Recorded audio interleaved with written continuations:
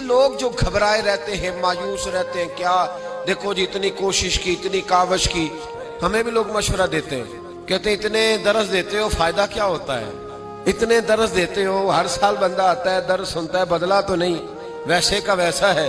تو میں کہتا ہوں بدلنا ہماری ڈیوٹی نہیں، اذان دینا ہماری ڈیوٹی ہے۔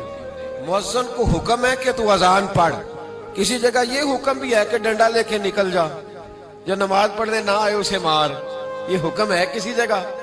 نماز فرض ہے کہ نہیں؟ تو مؤذن کو حکم کس چیز کا ہے؟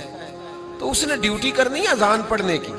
وہ اگر کہے کہ کیوں نہیں لوگ نماز پڑھنے آئے، معاذ اللہ میری اذان بیکار گئی، تو اس کی اذان بیکار نہیں گئی۔ یا رسول اللہ صلی اللہ علیہ وسلم کیا نفع ملے گا؟ تو میرے محبوب نے فرمایا جہاں جہاں تک مؤذن کی آواز جائے گی وہ ساری چیزیں قیامت کے دن اس کے ایماندار ہونے کی گواہی دے گی۔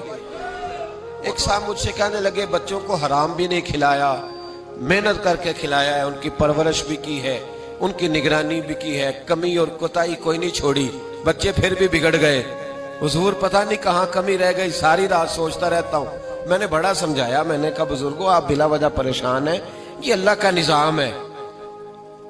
کوئی یخرج الحی من المیت و یخرج المیت من الحی، زندوں سے مردے اور مردوں سے زندے، یہ اس کا نظام ہے، ہوتا رہتا۔ کہنے لگے نہیں جی ہوا کیوں؟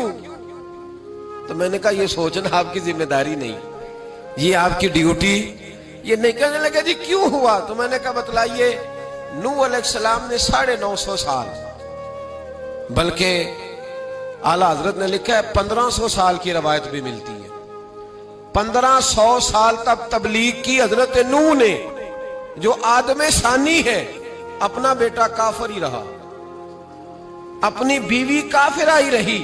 اب کیا کہو گے کہ معاذ اللہ ان کا عمل ٹھیک نہیں تھا، باہر تو صحیح تھے گھر میں صحیح نہیں تھے؟ کیا فتویٰ دو کہ نبی کے بارے میں؟ اگر ذرا سی بھی بات کرے گا تو دائرہ اسلام سے نکل جائے گا۔